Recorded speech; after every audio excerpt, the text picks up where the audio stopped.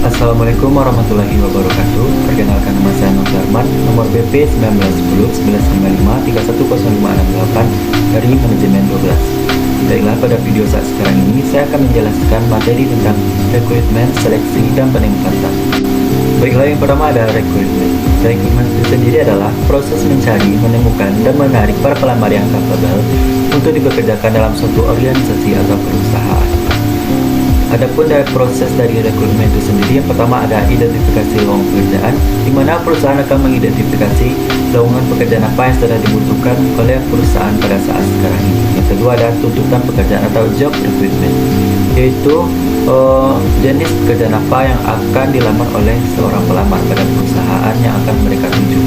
Dan yang ketiga ada metode rekrutmen, di mana ada sumber-sumber dari rekrutmen itu sendiri. Yang pertama itu ada sumber internal rekrutmen, yaitu sumber yang berasal dari dalam perusahaan itu sendiri, seperti seorang karyawan yang bisa mengusulkan anggota keluarganya ataupun orang terdekat ataupun kandidat lain yang bisa mengisi posisi yang sedang dibutuhkan oleh perusahaan tersebut. Yang kedua ada external recruitment, yaitu sumber yang berasal dari luar perusahaan, seperti perusahaan mencari orang luar dari perusahaan untuk mengisi posisi yang sedang dibutuhkan oleh perusahaan tersebut, bisa melalui lowongan pekerjaan yang mereka buat di surat kabar ataupun media sosial lainnya. Berikutnya adalah tantangan proses rekrutmen.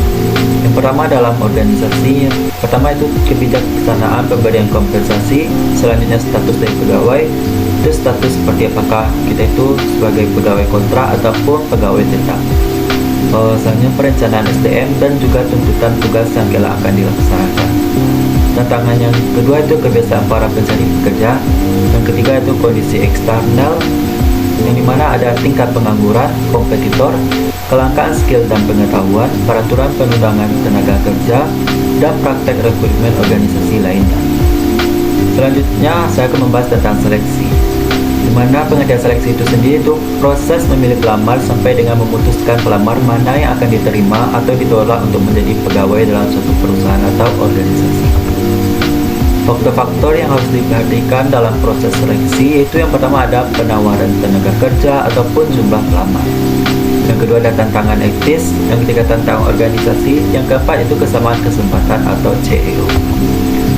Berikut adalah langkah-langkah dalam proses seleksi yang harus diperhatikan. Yang pertama ada penerimaan surat lamaran pekerjaan. Yang kedua itu penyelenggaraan ujian, yang mana ada ujiannya seperti psikotes, tes pengetahuan, dan juga tes keterampilan.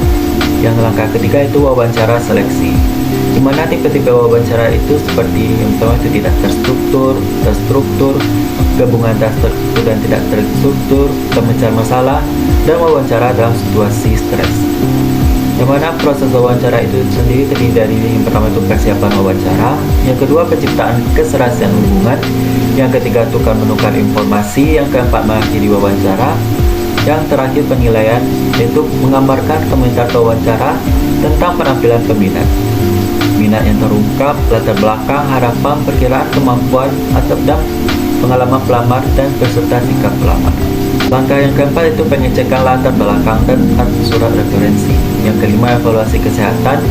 Itu kesehatan sangat penting bagi seorang pelamar, itu kesehatan yang bisa melalui kesehatan jasmani ataupun kesehatan rohani.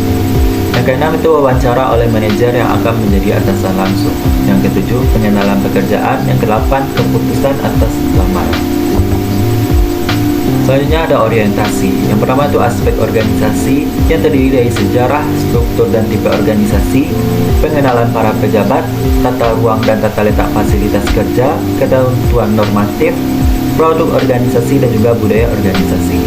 Yang kedua ada kepentingan pegawai baru, yaitu penghasilan, jam kerja, hak cuti, fasilitas yang disediakan, pendidikan dan pelatihan dan juga pensiun. Yang ketiga itu ruang lingkup tugas, yang mana ada tugas pokok yang harus dikerjakan dan juga ada teamwork. Yang terakhir yang nomor 4 adalah perkenalan. Dan yang terakhir ada penempatan pegawai ataupun placement, yang mana pengertian dari penempatan itu sendiri adalah penetapan tugas atau assignment bagi pegawai baru ataupun penugasan baru atau reassignment, yang mana seperti promosi, transfer, dan demosi bagi pegawai lama.